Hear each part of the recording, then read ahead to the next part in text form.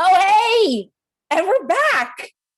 Welcome back to yet another episode of Singular, where we, of course, discuss Record of the Year.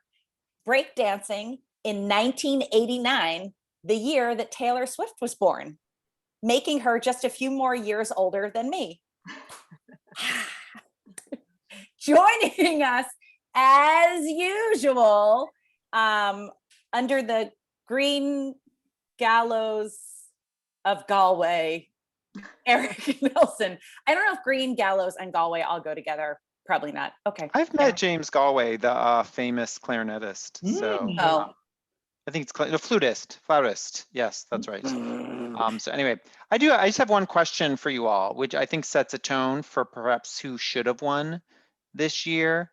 But come on, girls, do you believe in love? Because I got something to say about it. And it goes something like this. How did Madonna not clean up at these at these Grammys? Like nothing. Because America hates powerful women. That's right. And at the same time, buys their music and programs their music and plays their music nonstop. And over-sexualizes them. And asks them to endorse Pepsi products. Make a wish. Well, you know.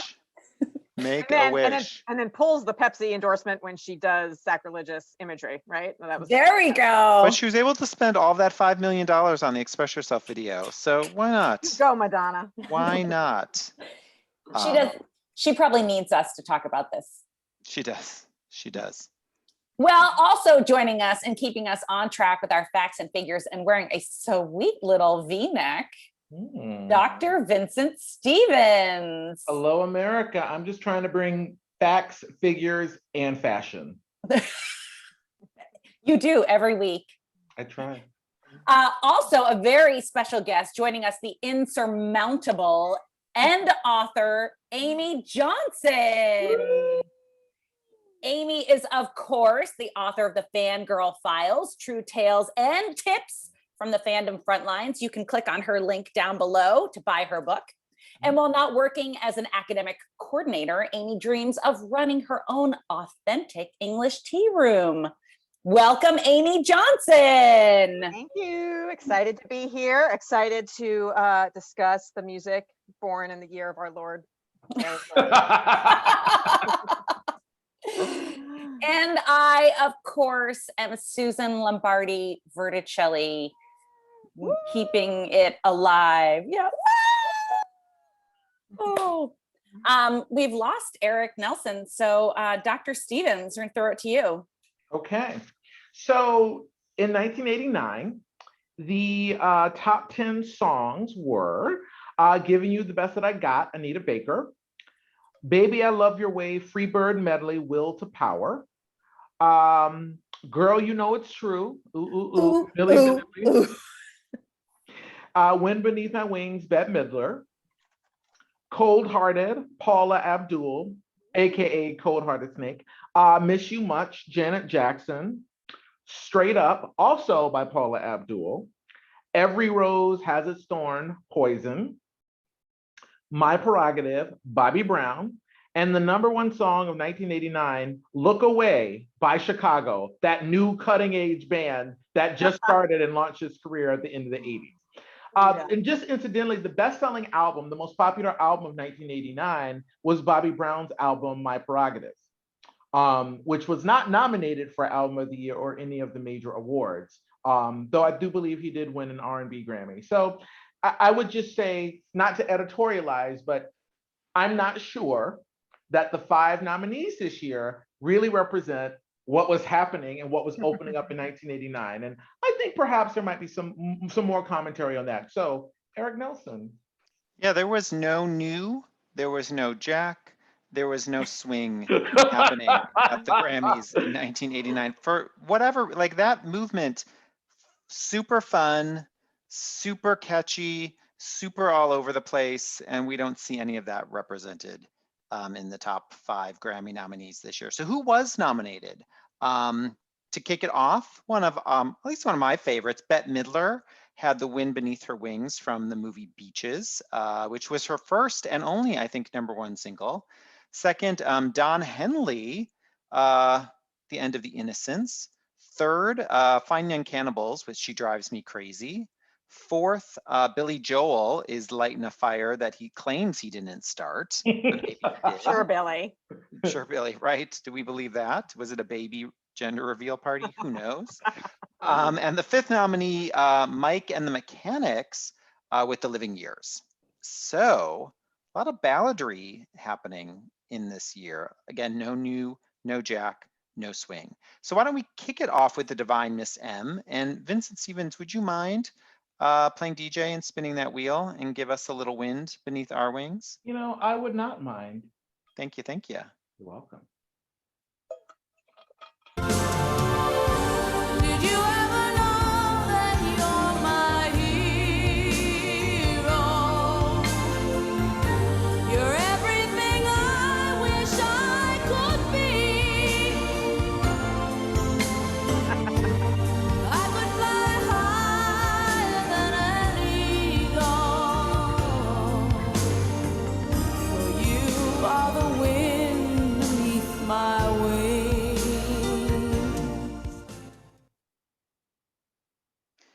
Vincent, remember when we met under the boardwalk and you sang to me The Glory of Love as you were auditioning to be a child star on the Atlantic City boardwalk?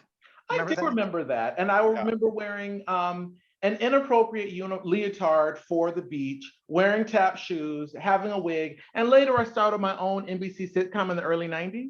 You may have heard of it. It was called Blossom. Well, remember you brought hats back. Like you made hats a thing. I remember that. In my opinionation. Okay. So 1989, I just want to say our nominees this year did not bring me great joy. And so this episode's gonna have a slightly different tone than usual, perhaps.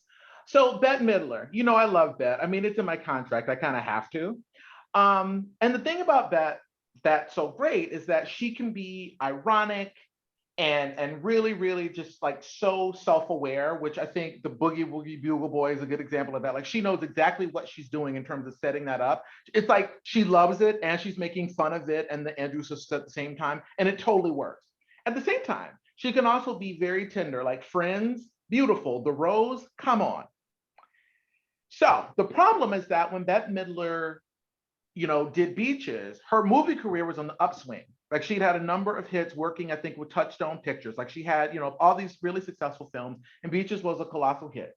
But her music career was actually kind of moribund. Like she really had not had any major hits since the very early 80s. So Wind Beneath My Wings, it's from the Beaches soundtrack. It became like the soundtrack hit #2, very successful. The problem is that because this song was such a hit, it led to this pivot in her career toward kind of very like sentimental, very earnest adult contemporary music. And this song is like the epitome of that. Here's the fundamental problem with all of this. The Wind Beneath My Wings is a song that was written in 1972. It was recorded by a bunch of different artists, including Gladys Knight and the Pips, Lou Rawls. It doesn't matter who's singing it. I think the lyric is so smug. It's like, it must have been cold there in the shadows. Oh, you had a beautiful smile to hide the pain. It's like somebody standing on stage winning an award and thanking the little people for all of their long suffering. I think the lyric is terrible, but people find it inspirational. The way the record is designed, right? It literally hits every mark. It has literally all the bells and whistles and the keyboards that you could think of. It just piles it on.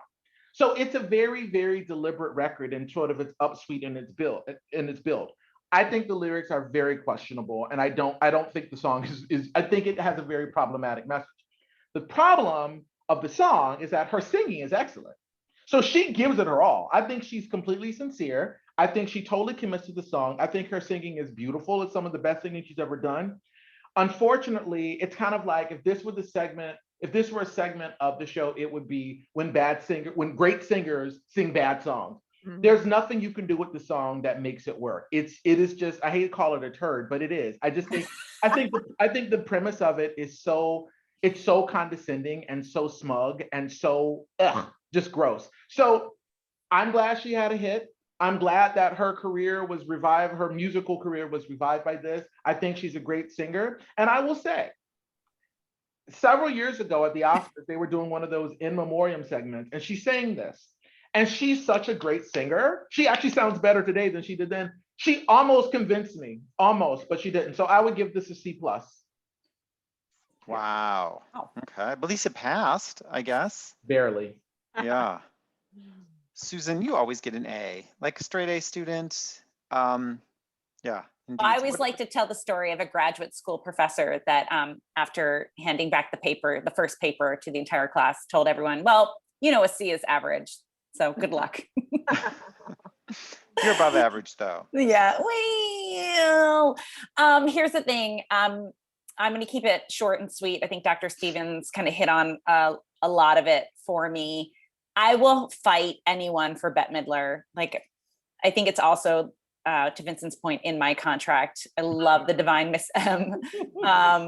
Like, I'll do anything for her. It doesn't matter. But you won't do that. I won't do that. I also, Or maybe and listening to this song, I'm like, did we always start with that aggressive tinny sound? What is that? And I think this entire year is like the synthesized music. Like, let's put in some synthesized drums. Do you have a synthesized trumpet? Like, her voice is so effortless.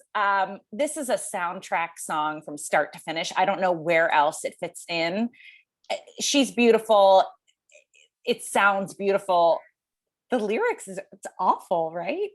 And also I was like, what am I going to do with this song? It's not going to be on my road trip mix.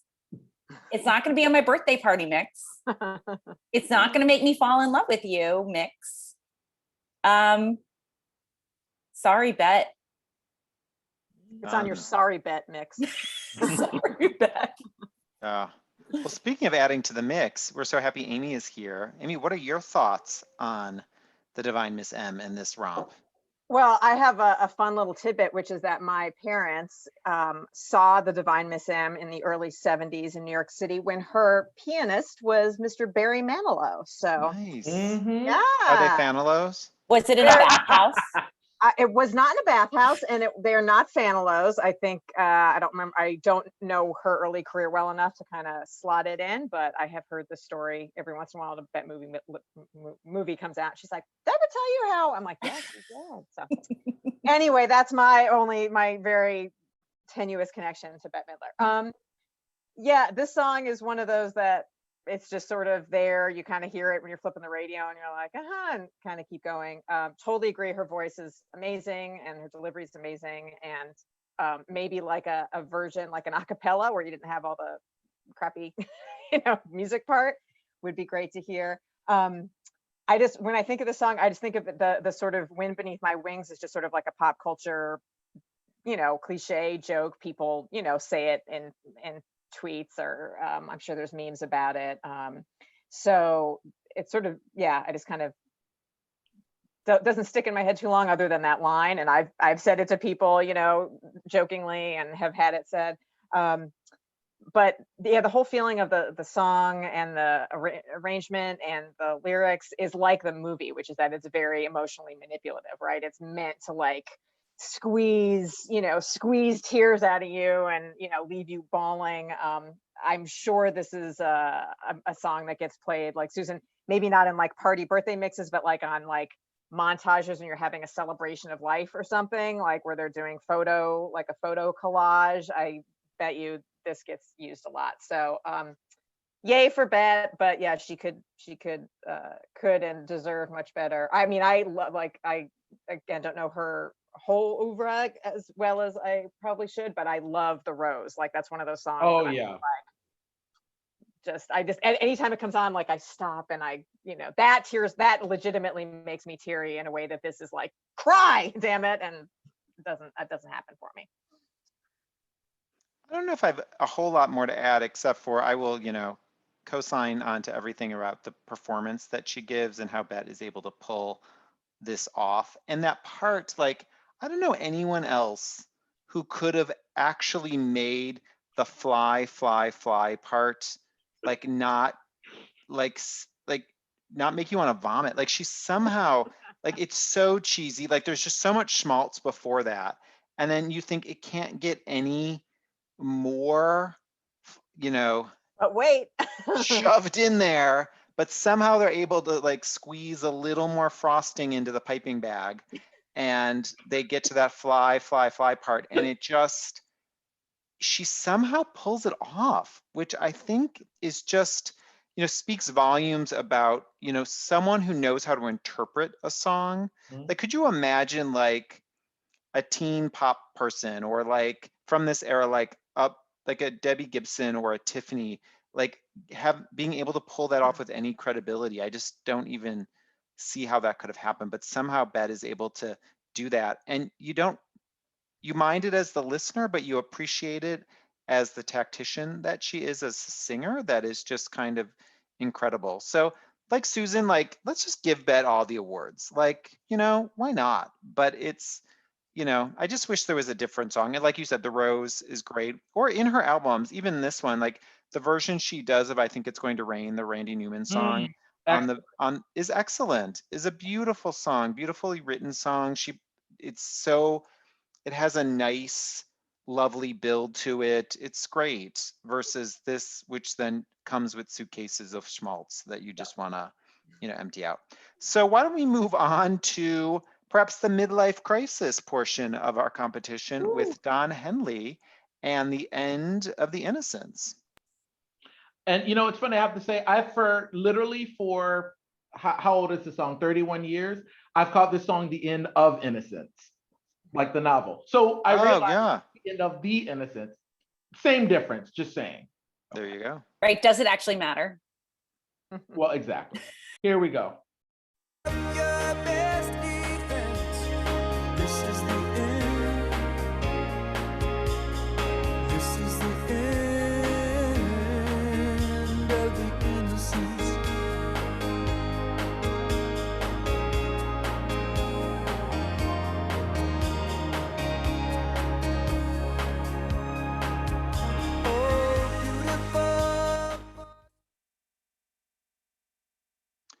So Vincent, what do you think of this Bruce Hornsby song? So I believe Bruce Hornsby wrote half the song, maybe. I think they collaborated, and he obviously is playing the piano. So within this group, like, this is a group where I think 3 of the 5 nominees are adult contemporary songs. This is the only song that I actually think is an actual adult song. And I will say it's a total bummer. Like, the whole song is a bummer by intention. So Don Henley was very vocal in his opposition to the Reagan administration. And Don Henley is an environmentalist. He's been an activist for a long time. So there's a line in there about warriors and rulers, like that's about Reagan. I think this song actually, like, I love minor key ballads, and I think that he's very good at this. It's kind of like, it's very similar to Boys of Summer in that it's got this sort of wistful element.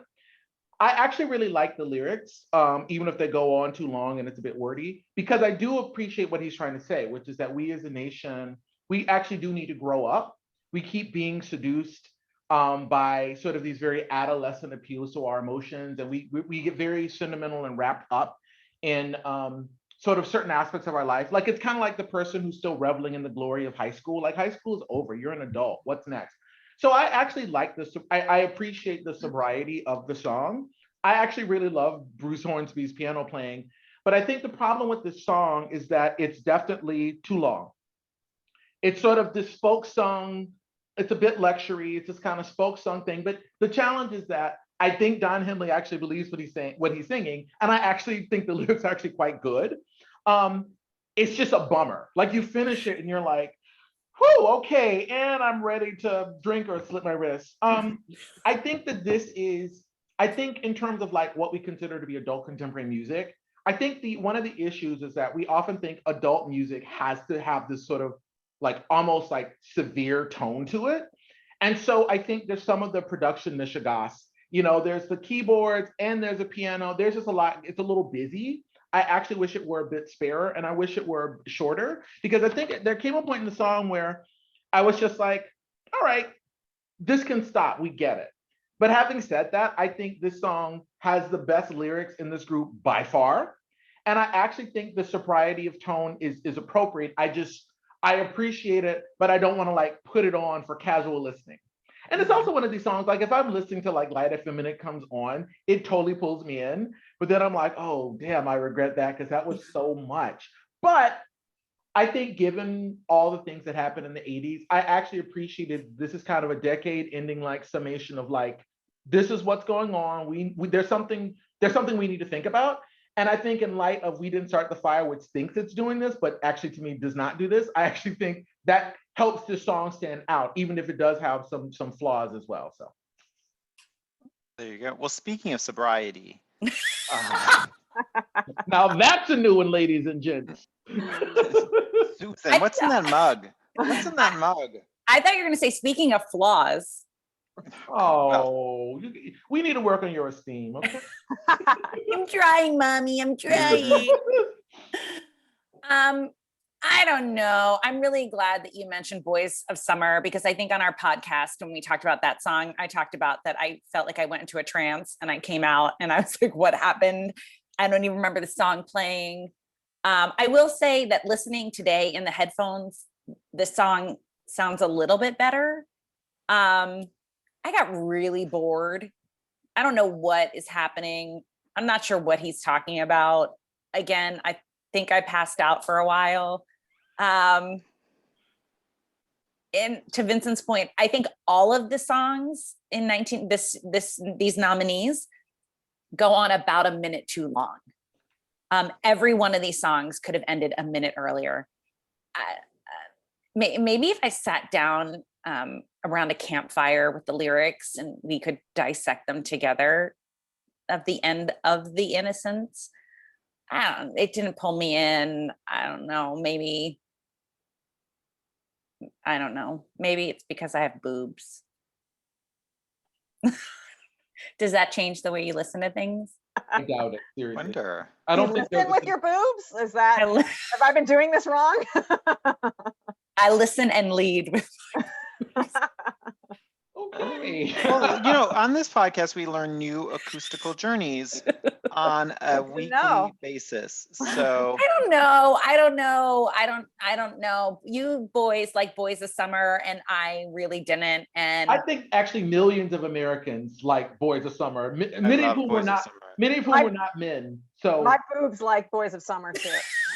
I mean, I like Boys of Summer, if you know what I mean. wow. I like where this podcast is going. This is taking a turn. This is podcast singular after hours edition, okay? No sobriety. Wow. Thumbs down. That's a thumbs down for me, dog. Okay. Amy, what direction is your thumb going with this song? I really like this song. I think musically, it's catchy.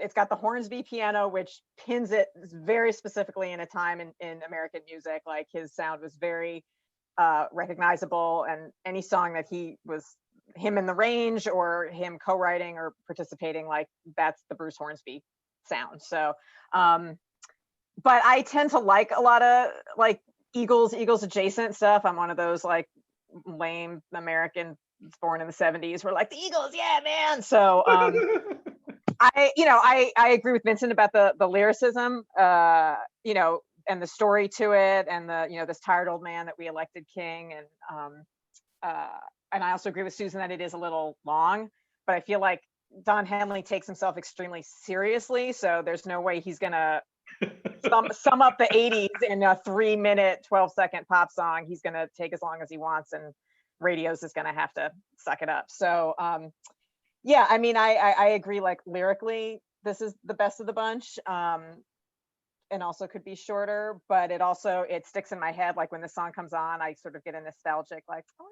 yeah, this song. It's not as good as Boys of Summer, and I also really loved from his Building the Perfect Beast album, Dirty Laundry. That was like a big hit. Oh yeah, a great song. House, when I was a kid, there was a lot of my dad and I yelling, "Kick it when it's up, kick it when it's down, kick it when it's up." So Don has it in him when he wants to. So my boobs and I give this a 2 boobs up. There we go. Well, I think we can blame, if I remember this factoid correctly, George Michael for the length of songs. Like most of the singles on Faith that I think all of them that were released, especially the ones that went to #1, were all almost 5 minutes, if not longer. And it was the first time that pop songs got played, were released with that much length to them.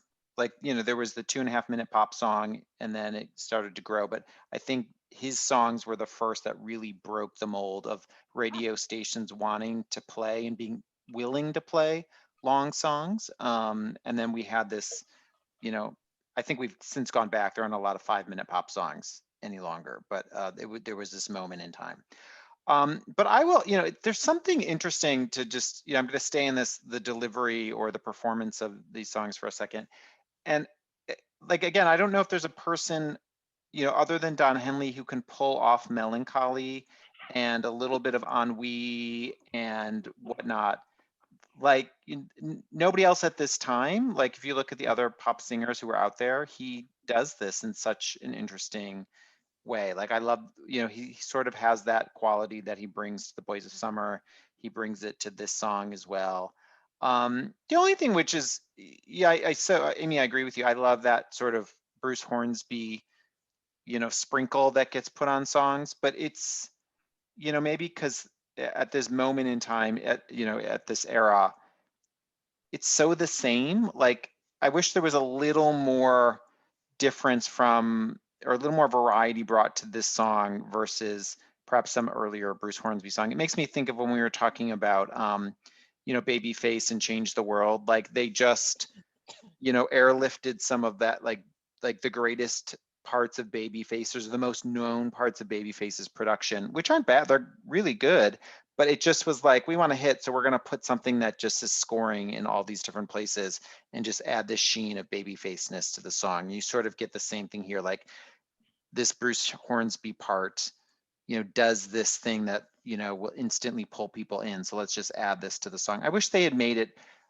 there was more variety or difference in what was brought in that part. So it didn't just sound like every other song that had been out the 2 or 3 years earlier from Bruce Hornsby. So it still sounds great, but I just wish there was more variety to it. So yeah, that's my take on this song. Okay, let's mix it up. Maybe get a little bit of a beat and get out of the ennui and the melancholy and drive ourselves crazy with those Fine Young Cannibals.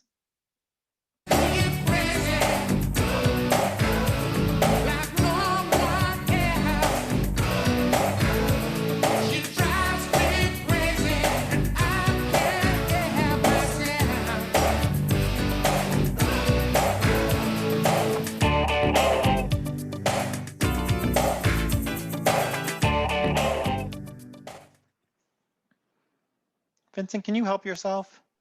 I can help myself. So when I think about being in, like, I don't know, 7th or 8th grade, I think of this song because it was new. And it just sonically was so different. Like, it kicks from the very beginning. And Rolling Gift has, this amazing falsetto. I mean, it's unfortunate to me that after this album, I don't think they really made any more albums. But they had a promising sound. For me, the song is all about the sonics, right? It's got this sort of very spare, like, drum. It's got this guitar riff. It's got a great chorus. The problem with this song are the verses. The verses have no content. And so he's a very appealing singer, but it's just like,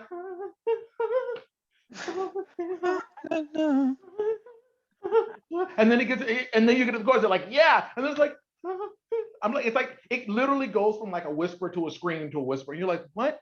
And so I think this is obviously just musically the most exciting and interesting song in this group because it kicks and it pops. So it's definitely the rock entry. I think that this song, again, it's a B-level song though. And I think it's because the verses are just lazy. The verses are almost irrelevant.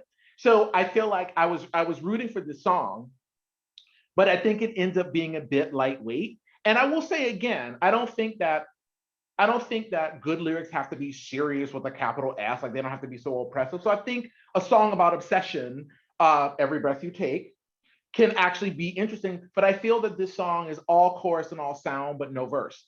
I will also say, this is just randomly, to take us back to 1989, 1990, I did not watch the show 30 something, which was on ABC from 87 to 91 because I was 13 something when it was on. However, several years ago when I was in my mid 30s, I became a huge 30 something fan. And there's a really funny sequence where one of the characters is separated from her husband. I think it's Timothy Leary and Patricia Weddick. And Patricia Weddick has a new boyfriend. And so they're both trying to lure her, and they use this song brilliantly. And what's so great is that if you were alive at that time, and if you know the song, it's like a perfect melding of a contemporary song with what was happening in that show. It's so funny and so well done. So shout out to this song, but I'm rooting for this song. I just wanted to be slightly better to go beyond that beat, and it just doesn't get there for me. But I think I have it on like a mix, a walking mix or a running mix or some sort of thing. So, you know. Susan, can you explain what that is? Because I don't want people to think you're being homophobic. What is, yes, what? Yeah, see, exactly. Can you explain what that is? That's Vincent prancing. That is not me.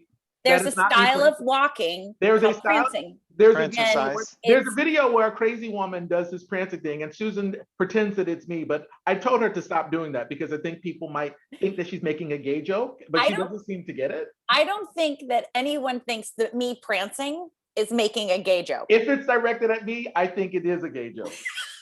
Really? Yes. Tell me more about that. I think it's like a limp wrist gesture is what I'm saying. It sort of like implies that like I'm a gay man and I'm like prancing through the woods. I don't know. I don't think that's our brand. Yeah. Well, how else would one prance? Well, the point is that I don't prance. Like the crazy woman in the video prances. Maybe we can go on a walk and you can see. We've gone on walks. And did Anyway, you prance? let's talk about the song. And I think you kind of prance. I don't prance. Wow. I don't think I like this song. I think I don't understand the lyrics. Like I can't hear them. They don't exist. I think the chorus is a lot of fun. And I think especially coming out of Wind Beneath My Wings and the End of Innocence, it pops. And to Vincent's point, it finally like rocks us out. And I'm like, as I said, this is coming from someone that would fight anyone for Bette Midler. So this was a lot of fun. It picked it up. But I don't really know what's happening. I love the chorus. You can dance to it. Yeah. Amy, would you dance to the song? Me? Have you danced to the song? I'm sure I have danced to it. If I were doing Susan's mix analogy, this would definitely be like on a flashback mix or dance mix. I've several dance around the kitchen mixes on Spotify. So it could probably make it there. This is, looking at this list of songs, I was like, how did this get in here? First of all, everyone else on this list is a baby boomer, and these are like young English guys. And so that was sort of like a strange inclusion. I totally agree about the lyrics. I watched the video last night, and even watching him sing, I still didn't know. We love you too, Sir Peterson. Oh. Now that's a photo bomb. That is pretty awesome. So I watched the video last night, and even watching him sing, I didn't quite know what he was saying, except for "She Drives Me Crazy." So I totally get that part. I don't think there's a song from Saturday Night Fever. The If I Can't Have You song, that there's a verse that I am positive that there's no lyrics to. I've never been able to figure out what she's saying. It just sounds like she's saying, and I mouth along with it. I guess I could Google it, but I kind of like the mystery of like they liked the song, but they didn't have a verse. So I totally go with that. It's got that great riff though, that so that like totally pulls you in.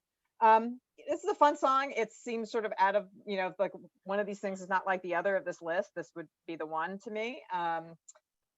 But it'd be on a mix. I don't think it's award winning. And I did really like his Roland Gift's voice. He did have a really interesting falsetto and intonation and phrasing and things. But most importantly, Vincent, I need to know where you watched 30 something, because my mom and I were big fans. We just watched a clip this week again of Gary's death and sobbed as hard as we did. Oh yeah. Years ago. So spoiler alert. Oopsie daisy. Suzanne, Okay, it's been so 30 years. If you haven't seen 30 something, I can't not spoil you. 30 something, the more you watch it, the more you love it. I bought the first season on this thing you might have heard of called Amazon Prime. Like they actually have it Is it electronically. still on there?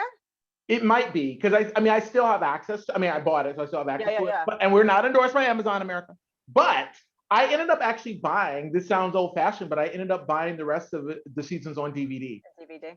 Okay. So I know, sorry. And I still actually have a DVD Blu-ray player or what. I got rid of it, then I bought one recently. So if you're ever in Boston, we can have a little 30-something throwdown. We may have to cut out of Thanksgiving early, and my mom and I will come over and sob with you over 30 something. Okay. It is a show we started watching because we hated them so much. It was like, we hate them so much. And then it turned into like, we hate them so much. What are they doing now? And then by the end of it, we were like, I love them so much. People think that it's just about these indulgent, horrible yuppies, but actually, it's actually kind of interrogating that. It's a great show. It won a lot of Emmys. I'm just saying. People were into it, even though the ratings were very low. I would like to watch it now as someone who's way past 30 something and not as the 15, 16, 17, whatever year old I watched it, where I was like, problems. They don't know problems. So anyway, sorry to digress to the 30 something, but so yeah. And that was Nancy and Elliot, by the way, Elliot. Oh, Elliot. Yes. Yeah. And Nancy. Okay. Nice. Eric? Well, hopefully it will come up for streaming soon and Yeah, on some platform.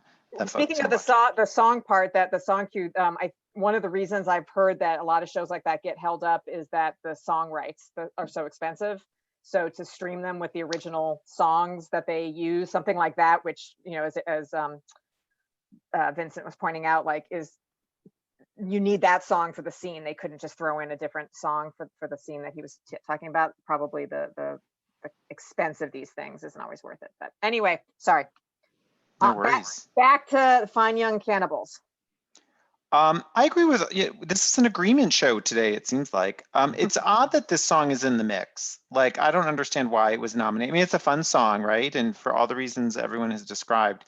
But like, why did this, get elevated out of the pack of songs from this year to end up in this top 5? It's like, it's a fun pop song, but that's kind of it. I will say, I do love, this part in the 80s where these ska bands, these English ska bands from the late 70s and early 80s, like all regrouped as like major, not, I don't know, major, but Fine Young Cannibals had #1 album. The song went to #1. Their next song went to #1. Like these members of these various ska bands like reform as pop bands and have this huge hit. And ska music is fun, and these songs are all fun. And I like the trace back that one can do to see, oh, that person was in the specials. Oh, and that person was in this. Like there's something kind of fun and cool about the trajectory of the careers of those musicians and how they kept reinventing themselves, as opposed to we're going to stay in this one band for 30 years and just do that. But they like had musical growth and musical evolution over time. And like a lot of British TV shows, didn't need to have a third album or a fourth season. They just kind of did it and then went on to something else, which is also kind of a fun and refreshing thing. That being said, I don't know if this song, that foundation makes it a worthy nominee for Record of the Year, but I'm glad it's in here. And I'm glad it's in here as something we have as a comparison point, but because it does kick, as everyone said, but party mix, yay. Nomination, maybe not. Okay, so let's get our fires lit with some Billy Joel and Marilyn Monroe. Start the fire. It was always burning since the world's been turning. We didn't start the fire. No, we didn't light it, but we tried to fight it. Joseph Stalin, Alan Cobb, Nasser and Prokofiev, Rockefeller, Campanella, Communist Bloc. Roy Cohn, Juan Perón, Toscanini, Dacron, Gin, Food Falls, rock around the clock. Einstein, James Dean, Brooklyn's got a winning team, Davy Crockett. Vincent, who do you like more, Elvis Presley or Disneyland? None of the above. So this song repeated the chorus 5 times.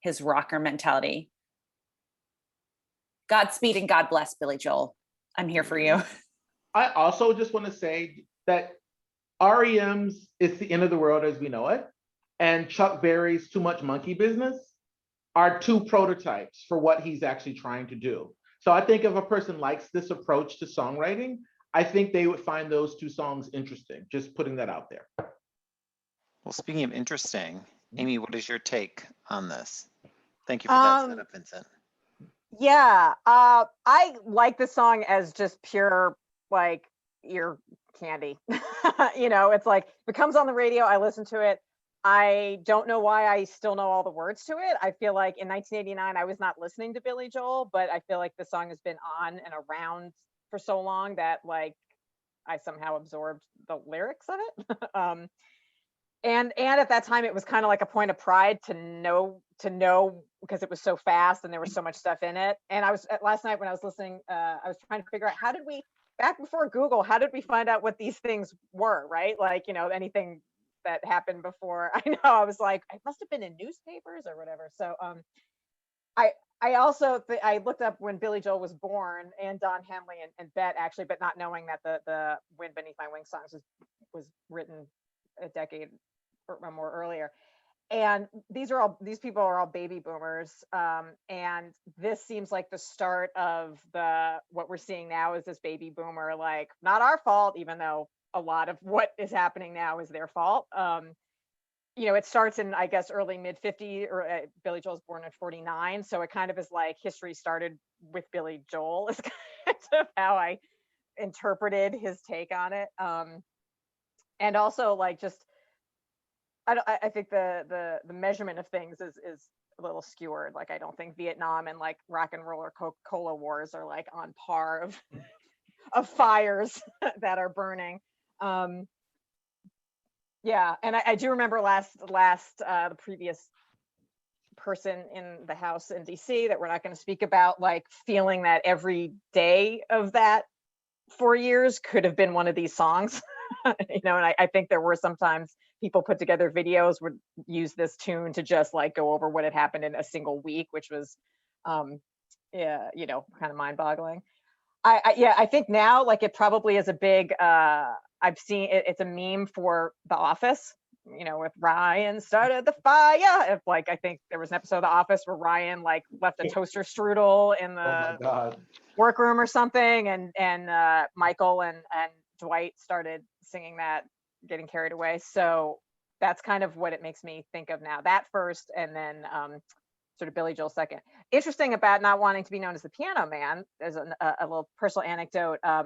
Back in the day, I was driving. Do you remember Jonah? Susan, did you ever know Jonah from? Okay, so it was him and the person I was dating, and we were driving down to Philly for a wedding, for Ted's wedding. Ted, your best friend Teddy Will's wedding, and we got into a game of name as many Billy Joel songs as you can. I don't know why. He must have been on the radio. So we spent a good hour generating. He has a lot of songs. Not to be overshadowed, yes. He burned his girl. And we realized like a day later on the ride home, the one song that none of us had thought of was Piano Man. So, dear Billy Joel, I don't think of you as a piano player first, so that counts for anything. But yeah, this is a song, if it's on the radio, I'll stop. Whatever decade it's in, I'll start singing along, and then I kind of don't think about it again. But yeah, I don't know if it's award winning, but I don't hate it. Well, in case you all wanted to know, my father invented toaster strudel. So not Gretchen Wieners from Mean Girls. Gretchen Wieners. That Gretchen Wiener is trying to steal my thunder. Anyway, I really like this song. Am I going to get in trouble from this group? I really like this song. I love I think the beat takes you along on a fun ride.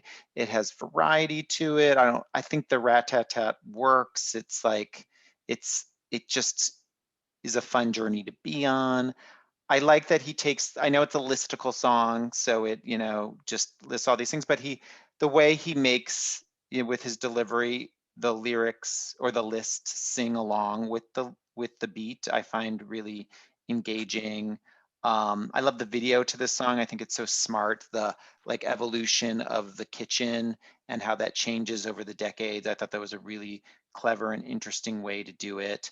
And you know what? It's a pop song. I mean, I know it. You know, we want it to have all the integrity in the world, and it does, I think. But it, you know, the fact that it covers all of these different things that were happening at the time. I like the sprinkling of all of that together. So I really like this song. I think it works. I'm always happy when it comes on. Go Billy Joel. So that's my take on it. So Can I add to that about the video, because I watched that one as well. I do like that same, you know, it's sort of like evoking these different eras via the kitchen and the women and the children. But then the parts with Billy at the table, the photos that they use, these famous, really disturbing photos, is so jarring. Like you're kind of like, you know, bopping around and there's, you know, wacky things happening in the kitchen. And then suddenly there's like these, you know, that famous, I don't know the titles, those are the famous photo of the man being shot in the head in Vietnam. And it's just so you're kind of, it's an interesting video that kind of takes you out of the light-hearted rhythm of what you're seeing in the rest of it. So anyway, just that was interesting. yeah, I think I remember in whatever my history class was at the time we watched this video, like, you know, good or bad, it introduced people to concepts they didn't know, and, you know, something in the power of pop culture that can sort of bring people into a conversation or make them want to learn about elements of it. I don't know if that was his intention. I read somewhere that someone's like, a young person said to him, like, yeah, like nothing happened in the 50s and 60s and stuff. And he's like, you know, the best part is now. And he was like, well, things did happen, and that prompted him to write this song, and to do it in a way that would have an ear candy element to it. And I think it succeeds in all of those ways. So we have one more left, which is Mike and the Mechanics, and maybe they'd be able to help you with your license plate, Vincent, perhaps. Maybe. So, And I wanted to point out that even though Mike Rutherford is sort of founded this band, Paul Carrick, who's a British vocalist, he sang "Tempted" by Squeeze, he sang "How Long" with Ace. He's actually the singer, so he's not singing about he did not write the song, and this song is not about his father. So just clarifying that, because people might think it's autobiographical, but it's not even Mike Rutherford, it's the other guy, B.A. something. It's actually about Baracus? What? He didn't like to fly. They had to I knock him out. Is that from the 18th? Yeah. Ah, very good. Okay. So this is The Living Years. All right, let's see. All right.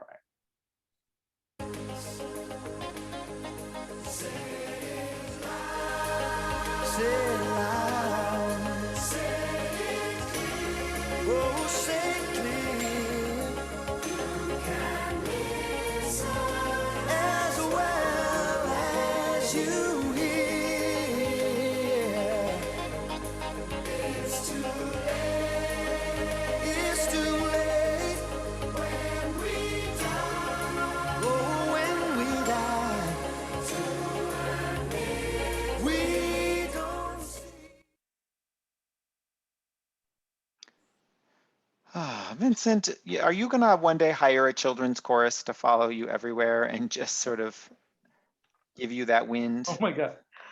Oh goodness. So this song has so many things that I don't actually care for in the song. I think that I appreciate what they're trying to do with the song, but its earnestness and sentimentality is actually what sinks it. So there are moments in the lyrics where I'm like, okay, you're trying to tell a story. Okay, you're trying to reconcile. I get it.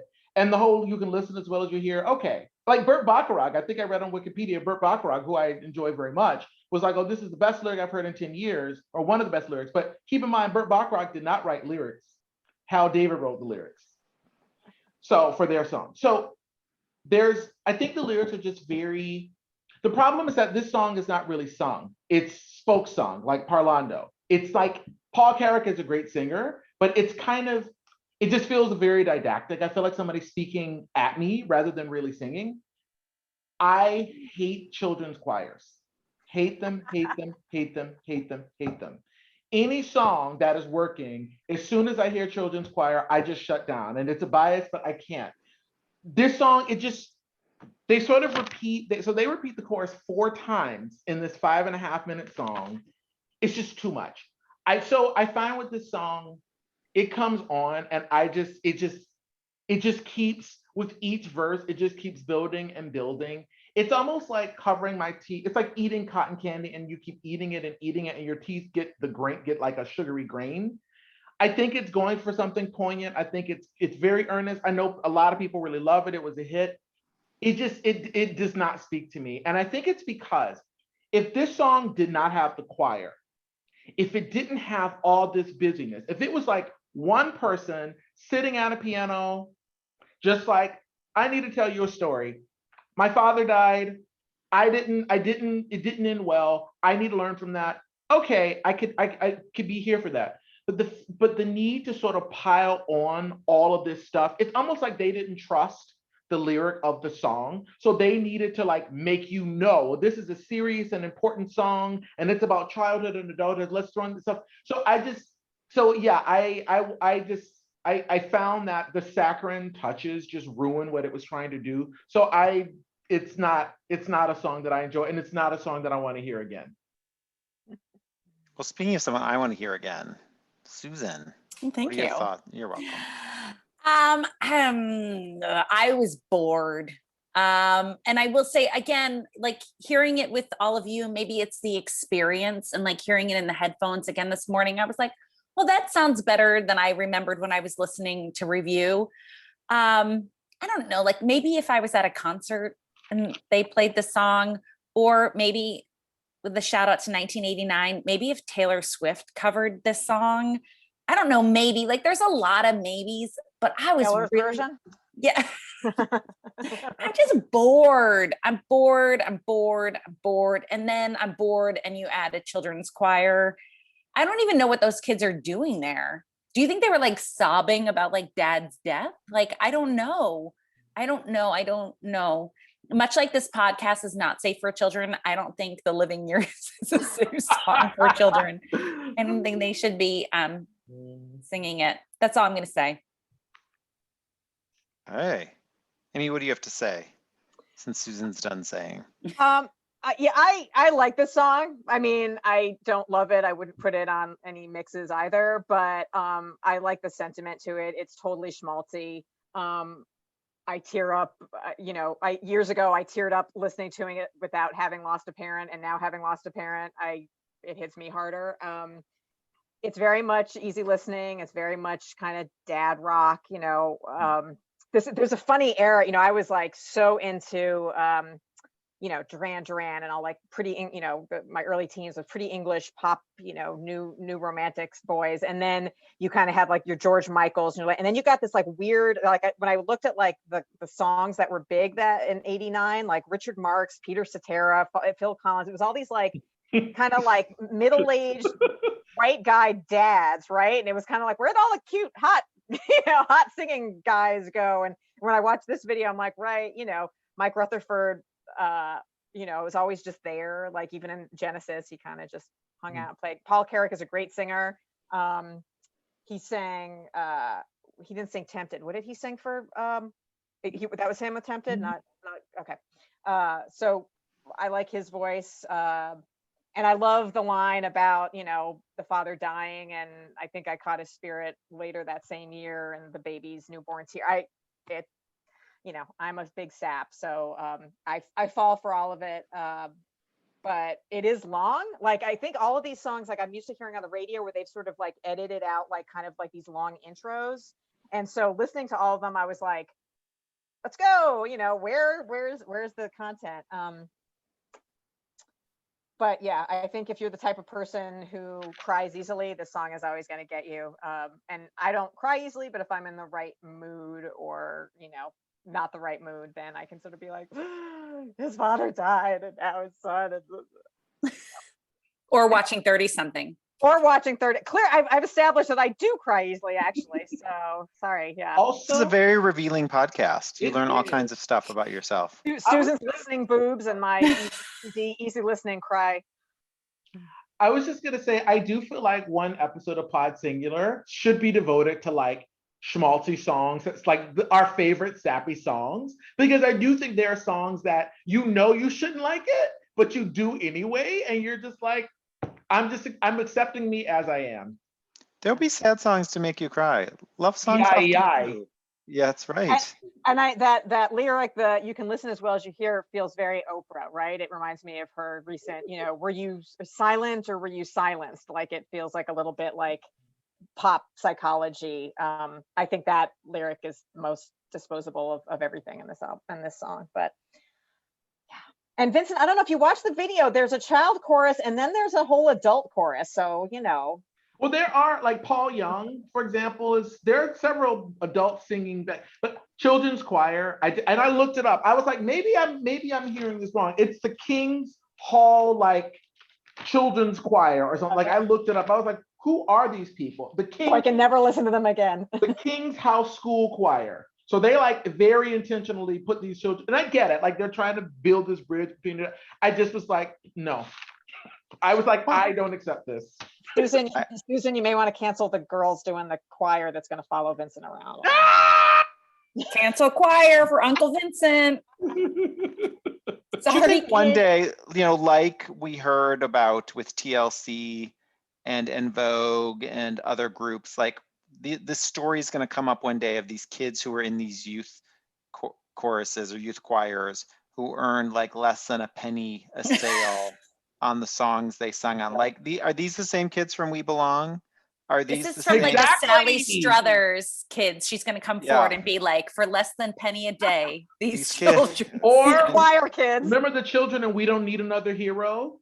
Oh, Thunderdome. In the video, there are children singing as well. You're just like, ugh. Yeah. I want to learn. I want to know more about that career path that one can get on. So that's a straight trajectory up. Exactly. What are your thoughts, Eric? Boring. I found this song really boring. I remember it being really boring in the late 80s, early 90s, and I remember it. And Amy, I agree with you. Like I remember at this moment, like, what happened to like the cute boy pop stars? Or like, why are middle-aged men like, they went all in on 1989, right? Like they weren't gonna let go of pop stardom. Like they were all gonna have one. Like the next year, Phil Collins wins this award for that Another Day in Paradise song. Like if you were 40, Donny Osmond still around? Wasn't this? Yeah, Soldier of Love. Soldier of Love. Came out, like, Donny Osmond, the ultimate like pop idol. Yeah, it was like he will never go away. You don't let us in. We're never going to leave our jobs, baby boomers. We're going to get rid of pensions for everyone so that no one else will be able to retire in the way that we will. Yeah, I don't know. This song just I find it too schmaltzy and too boring, and I can't get pulled into it. And I also, like, if you want to get me to turn off a song, put a kids choir in it. Oh, chills. Oh, yeah. Like what could there be a more horrible sound than a children's choir?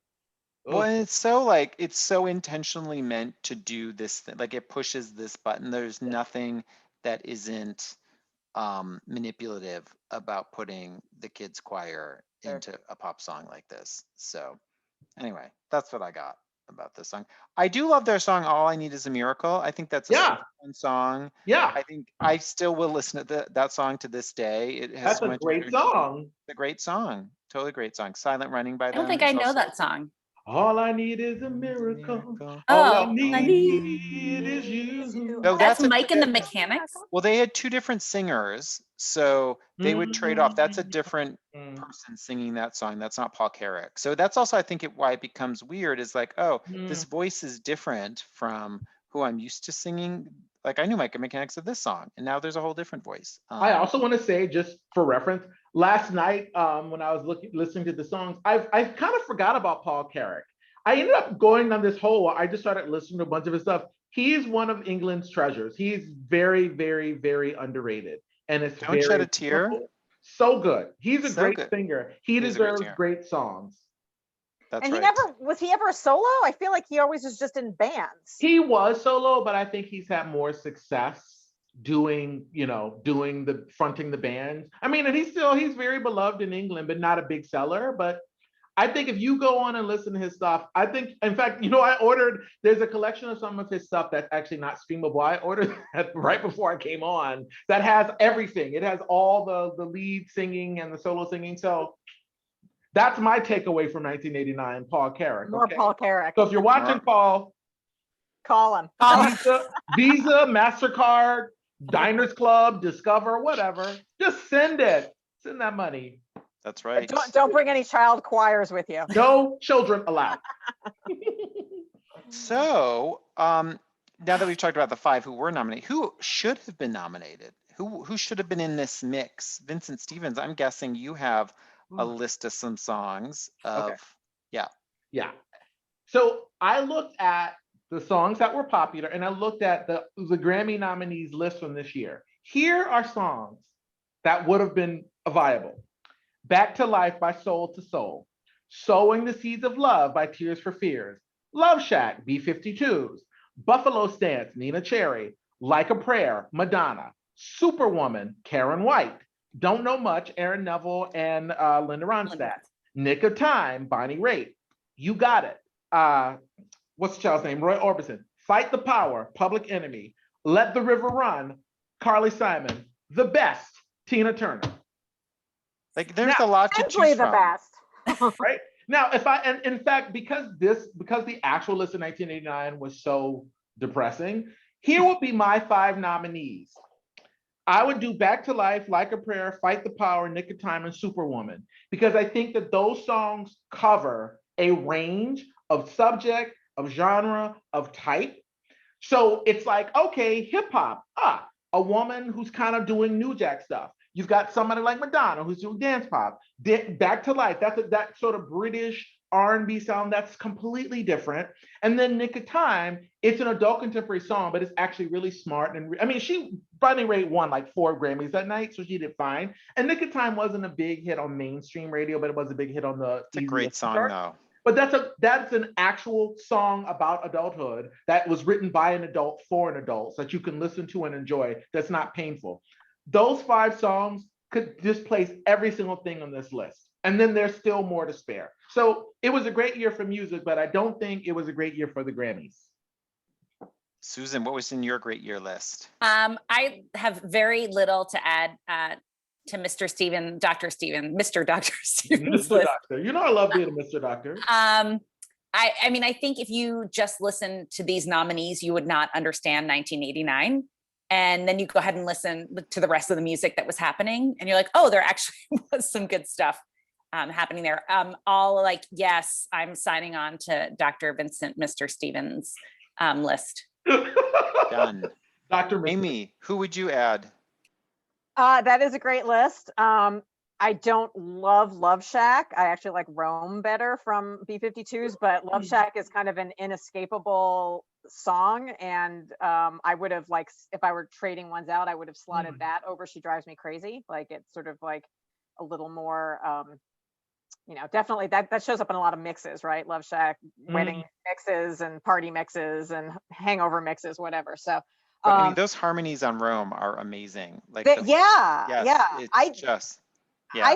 always find the B-52s harmonizing discordant. Somebody always sounds off to me, but not in that song. I think not in that song. Yeah, something happens. It's really amazing. Yeah. So I don't know. Was that an 89 song? Was that part of that same album? I think so. All right, it was on that album. So you know what's funny? I remember when I was a teenager, whatever, hearing Rome all the time. Love Shack is a song maybe I was listening to the wrong radio station. I never heard Love Shack growing up. It wasn't until I was an adult that I heard that song. I was like, what is this? So I don't know. Or maybe people remember. I don't know. So if Rome is an 89, let's throw that in there because that's a great song that I don't hear a lot in like retro things, but I like. I think Eric, you said earlier, Express Yourself was this year. Come on. Come on, girls. Do you believe in love? Do you believe in love? Right. And then there was a lot of he falls totally into, white guy, dad rock, easy listening, but Tom Petty was big that year. So both Free Fallin' and I Won't Back Down were that year, which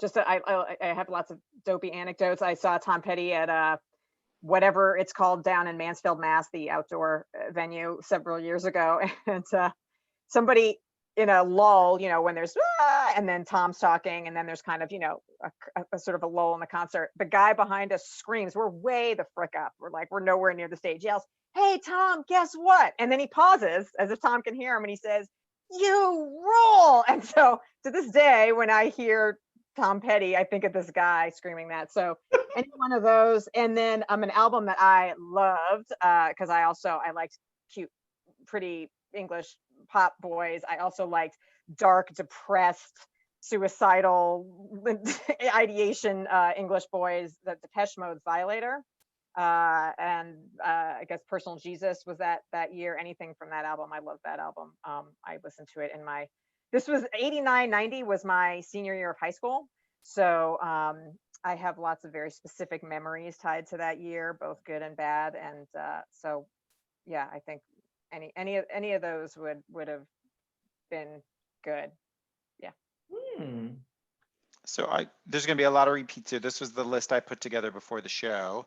Like a Prayer, Nick of Time, Back to Life, Don't Know Much, Let the River Run, Veronica by Elvis Costello. I love that song. Oh, okay. Love Shack by the B-52s, Buffalo Stance by Nana Cherry, and last but not least, The Promise by When in Rome. At this era, that song ended up on so many mixtapes I made. It's I didn't know that. a really great, inspirational, That's but a also beautiful song. alternative song. It's great. I love that song. I still do to this day. So to all of your points, like there's so much going on musically at this point, and how did we end up with these like very bland, well, because it's the Grammys, right? These very safe choices, as opposed to, but all these ones that everyone described, they weren't like, these are all pop songs. These aren't like super radical songs that were out, but were like musically so much more interesting than what was going on with the nominees. So I don't know. Okay, so let's count down from 5 to 1, 5 being the one that perhaps would be kicked out the first, and then all the way to 1, who we think should have gotten the Grammy out of the top 5. So Vincent, would you mind, giving us your listicle? Sure. Number 5, We Didn't Start the Fire. Number 4, The Living Years. Number 3, Wind Beneath My Wings. Number 2, She Drives Me Crazy. And number 1, The End of Innocence. And I just want to point out, this is on a scale from B+ to D. So there are no A's on your list. There are no A's on this list. There are no A's list. Susan, what is your top 5? Coming in at number 5 are all of these songs. Okay, but we need you to actually give us a ranking. Nope. Yes. Nope. I have to do this mathematically. I mean, if I had to pick a winner,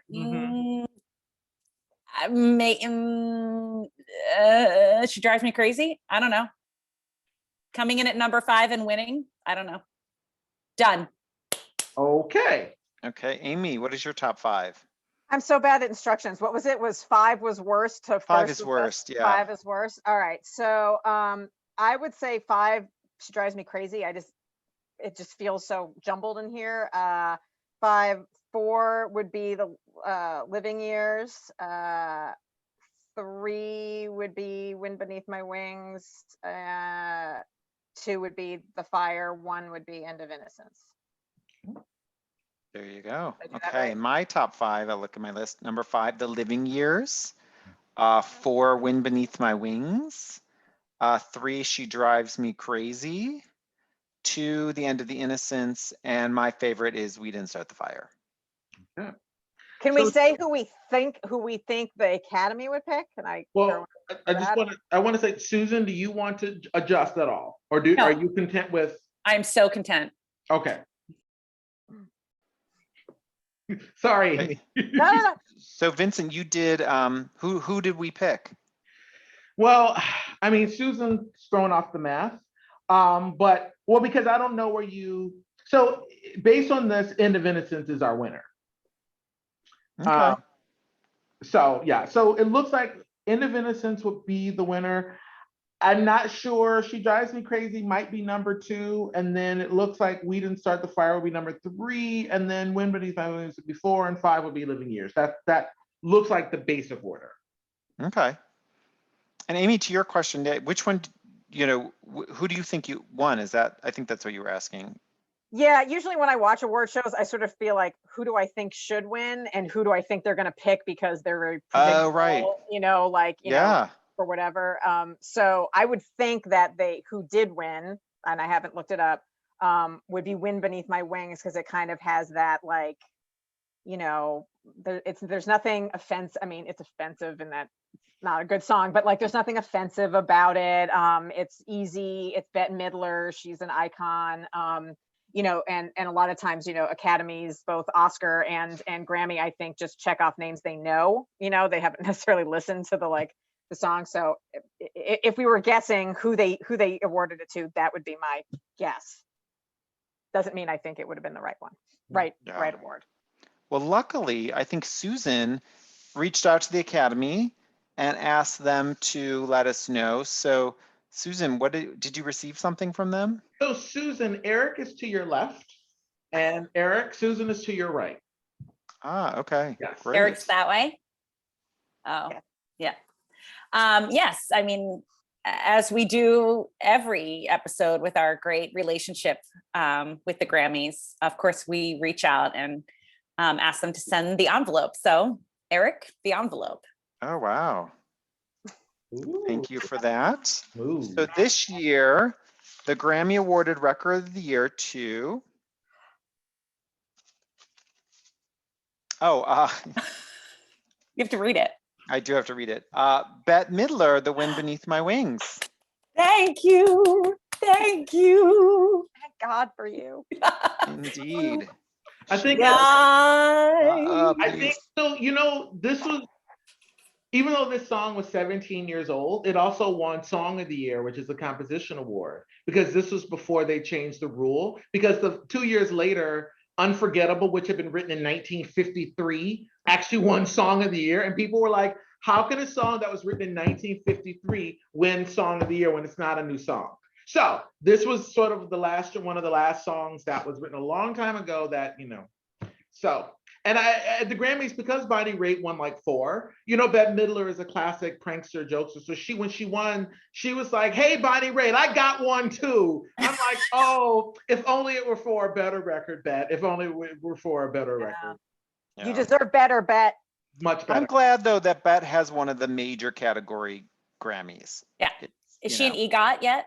I don't think so. I don't think she's she's three steps there. She's a three-way.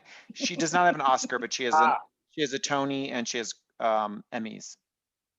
Well, ladies and gentlemen, this has been yet another episode of Singular, where we, of course, discussed Record of the Year.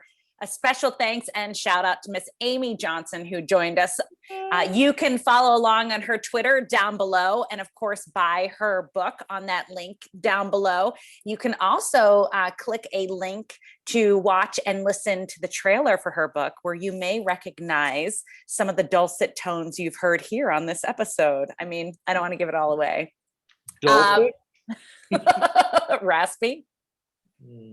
Smoker induced. From Dr. Mr. Vincent Stevens and Eric, and of course, special thanks to Amy. Thank you for joining us. And remember, folks, it's an honor to be nominated. Nominated. Honored. Ciao. Oh.